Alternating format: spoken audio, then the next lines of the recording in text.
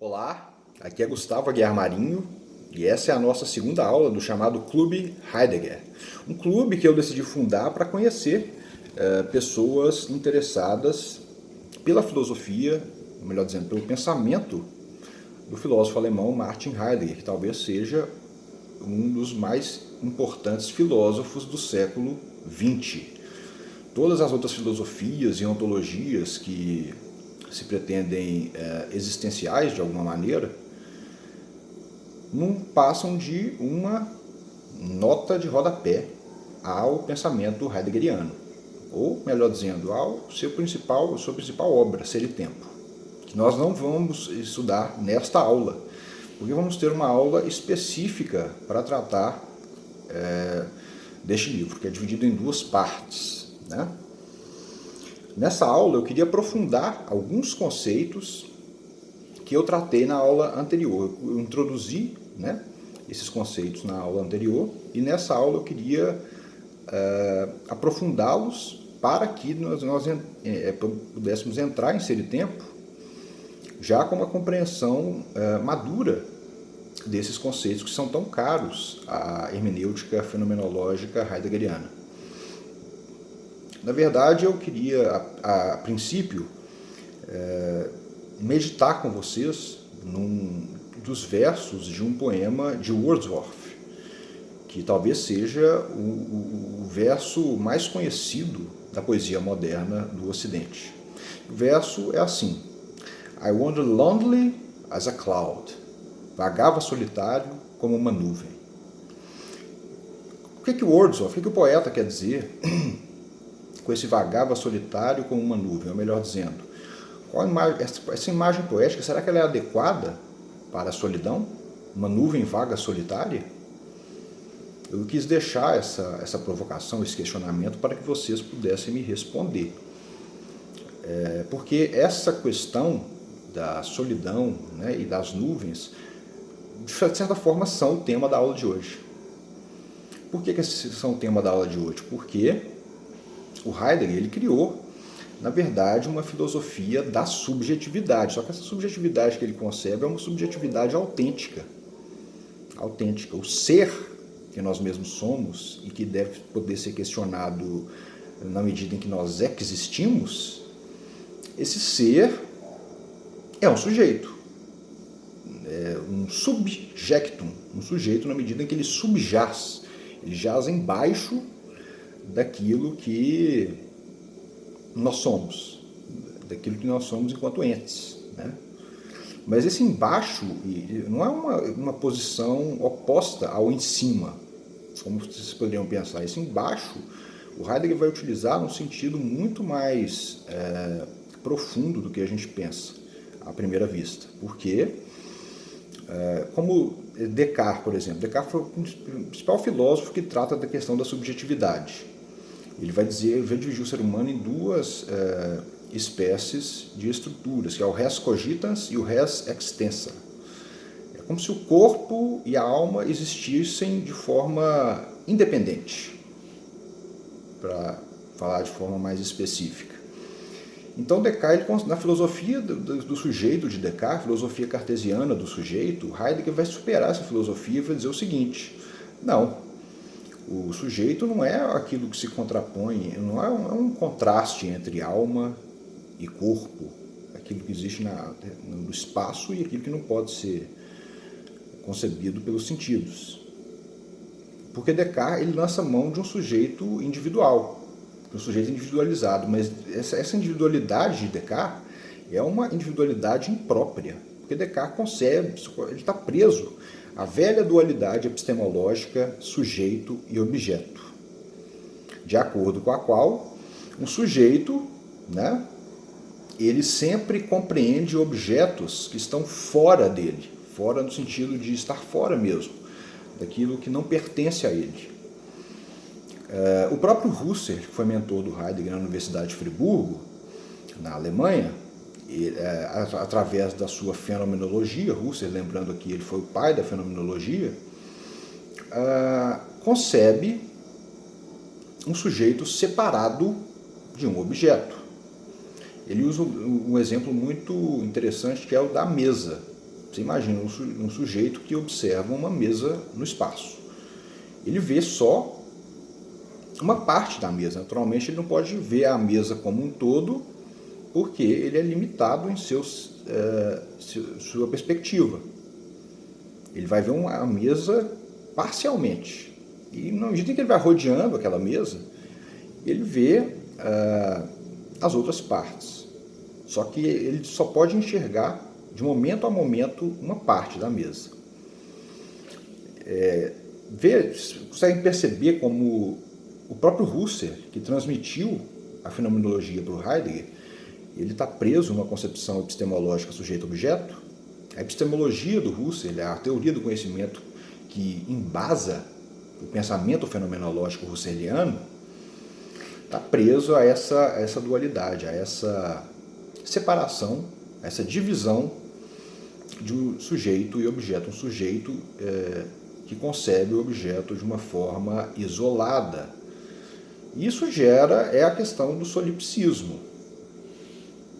Quer dizer, o erro do Husserl é basicamente o mesmo erro de Descartes. Descartes, né, que concebe o ser enquanto res cogitas e res extensa. Nessa filosofia da subjetividade inautêntica, que a gente poderia dizer, está a essência daquilo que eu queria que vocês meditassem, que vocês refletissem acerca do poema de Wordsworth. Vagava solitário como uma nuvem. Será que uma nuvem vaga solitária? Será que uma nuvem ela não nos serve de forma mais originária, na medida em que nós questionamos o nosso próprio ser através do aí, da dimensão de abertura do ser? É interessante imaginar que o Heidegger ele concebe uma filosofia da subjetividade de forma não metafísica. Por quê? Porque ele empreendeu a chamada destruction, a destruição da filosofia ocidental. Ele fez isso através de seu retrospecto aniquilatório, com o objetivo de reabilitar a questão do ser. Ele voltou lá em Platão, como eu disse na aula passada, e chegou até Kant, de modo a questionar criticamente os posicionamentos de todos os filósofos, para recolocar a questão da verdade do ser que nós mesmos somos, a verdade concebida como desvelamento, ou levantamento do véu. Verdade aqui, em grego, nos diz aletheia. A verdade como desvelamento, aquilo que se revela ocultando, ou se oculta revelando. Pois bem, o Heidegger ele concebe o Dasein como uma espécie de sujeito. Por que ele é um sujeito? Porque ele é subjectum. Ele é aquilo que subjaz, ele tem que poder aquilo que subjaz mesmo. Ele tem que poder preceder o ente que nós mesmos somos. Mas essa forma como ele precede o ente que nós mesmos somos não é como se o sujeito estivesse debaixo de um objeto, né, que nós mesmos somos. Não é assim que o Heidegger concebe a sua filosofia do sujeito. Porque na filosofia heideggeriana não existe, o espaço não é concebido entre um embaixo, um em cima, do lado, do outro, não. A espacialidade em Heidegger ela é mais profunda do que isso, né? Na medida em que ela se orienta pela noção de temporalidade. Hoje nós vamos ver o conceito de temporalidade, tanto a temporalidade própria quanto a temporalidade imprópria. Heidegger usa o termo temporalidade em dois sentidos, o próprio e o impróprio. Mas isso eu quero que vocês assimilem no final desta aula. Agora eu queria introduzir com vocês a noção, uma vez esclarecido aqui o que eu queria que vocês pensassem a respeito do poema de Wordsworth, o que eu queria que vocês pensassem? Uma nuvem, ela nos serve de certa forma. Ela nos serve como utensílio. Vocês podem perguntar, mas como assim uma nuvem me serve de utensílio, de coisa útil? Como assim? Uma nuvem ela é útil a nós da mesma forma que o sol nos é útil. Por exemplo, imagine a construção de uma catedral, de uma igreja, né? Aquelas igrejas antigas. Uma igreja ela é construída, ou pelo menos era construída primordialmente, como levando em consideração o nascer e o pôr do sol. Então, os velhos arquitetos, os velhos construtores de igreja, eles tinham em mente a posição em que o sol nasce e a posição em que ele se põe, para poder arquitetar a forma dessas catedrais. Né? É interessante pensar isso. Então, a nuvem ela nos serve de uma coisa útil. Perdão, o sol nos serve de uma coisa útil, apesar de ele ser um elemento da natureza. Uma coisa útil não no sentido do que as ciências naturais vão dizer que ele é, mas no sentido que a ontologia vai nos dizer. Mais especificamente, a ontologia fundamental, que como método de estudo da hermenêutica fenomenológica da faticidade. Então o Sol ele nos serve de utensílio tanto quanto as nuvens, que projetam a sombra e fazem a chuva de que tanto necessitamos para levar a vida neste planeta. Então as nuvens também nos servem de utensílios nesse sentido ontológico a que estou me referindo. Então é interessante pensar nessa imagem poética do Wordsworth, porque ela fala da solidão, né? E compara essa solidão a uma nuvem que passa no céu. Só que, embora nós fôssemos sujeitos, né, porque nós temos que poder questionar o nosso próprio ser, e nós fazemos isso na medida em que nós existimos, nós também coexistimos com vários entes, com várias outras pessoas com as quais nós nos relacionamos. Nós só podemos nos compreender na medida em que nós somos com os outros. Então, dito isso, eu queria fazer uma diferenciação básica. Eu dividi essa aula em 6 tópicos principais. E na medida em que eu for explicando esses tópicos, eu quero que vocês assimilem alguns conceitos. O primeiro tópico que eu escrevi no roteiro é o tópico que faz uma diferenciação entre as ciências ônticas e a ontologia. As ciências ônticas são aquelas ciências que estudam os entes, né? Que é a parte física do ser, aquilo que pode ser tocado, aquilo que pode ser cheirado, aquilo que pode ser visto, enfim. E o ser enquanto objeto de estudo da ontologia. O ser que nós mesmos somos, inclusive. E que nos vem ao encontro por meio do nosso aí, da nossa dimensão de abertura. Lembra? Dasein significa ser aí no mundo. In der Welt sein. Então, existe uma diferença fundamental para o pensamento de Heidegger e para compreender o que Heidegger diz em Ser e Tempo, que é o ser enquanto objeto de estudo da ontologia e o ente enquanto objeto de estudo das ciências ônticas. Em muitas vezes, muitas situações, o ente vai se revelar como uma forma de manifestação individual do ser. Mas como assim? Vocês podem estar perguntando, vocês podem se questionar, como assim o ente é uma forma de manifestação individual do ser?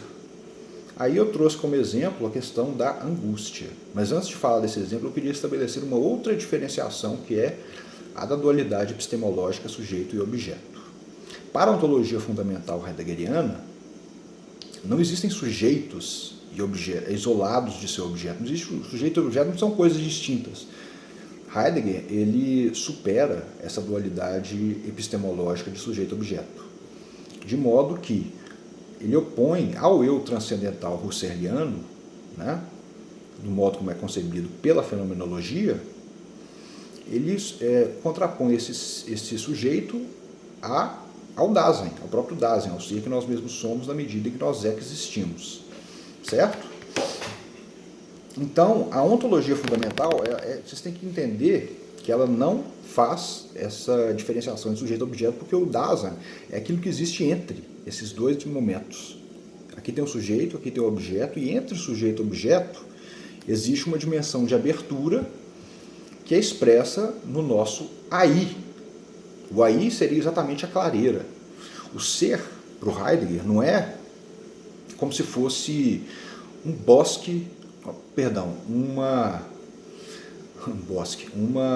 carvalho no meio da floresta. O ser não é esse carvalho isolado no meio de uma floresta de outros seres. O ser é a clareira.